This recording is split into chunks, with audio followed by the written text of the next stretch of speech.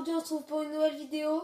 Donc on va faire un nouveau tour de magie qui est assez facile à faire et qui est très bien vu aux yeux des spectateurs. Donc on se retrouve de suite pour la démonstration. Donc nous revoilà pour la démonstration. Donc vous pouvez voir que j'ai un jeu normal. Donc je vais demander à mon spectateur de choisir une carte, donc vraiment celle qu'il veut. Donc, il va bien la regarder. Donc moi je la regarde pas. Maintenant je vais la prendre face cachée, donc vous pouvez voir que c'est bien votre carte. Donc c'est bien votre carte. Je vais la mettre dans le jeu. Et là, normalement, si je tape sur le paquet, que je sors une carte, je vais demander à mon spectateur si c'est celle-là. Non, pas du tout. Donc je vais essayer de refaire. Est-ce que c'est celle-là aussi? Encore moins. Ah, je sais pourquoi. J'avais oublié. C'était pas celle-là la bonne technique. Donc on va refaire.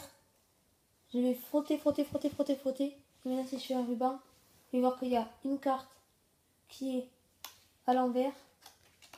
Et c'est bien votre carte. Oui, c'est exact. Donc on se retrouve de suite pour les explications. Voilà pour les explications. Donc pour ce tour, il me faut un paquet de cartes normal, comme vous pouvez voir. Mais il faudra quand même faire une mini préparation. En fait, il faut prendre les 3 dernières cartes et les retourner comme ça. Donc maintenant, je vais demander à mon spectateur de choisir une carte. Donc il peut vraiment prendre celle qu'il veut, sauf les dernières.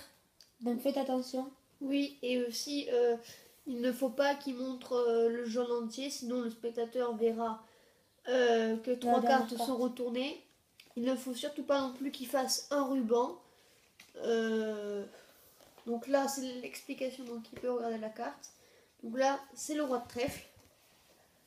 Donc après, quand je dis au spectateur de bien regarder la carte, moi, pour l'instant, en fait, il faut savoir faire ce petit mouvement qui est tranquille, tourner le paquet de cartes. Donc moi, une petite technique, je fais ça, hop, je le reprends, et puis il voit rien.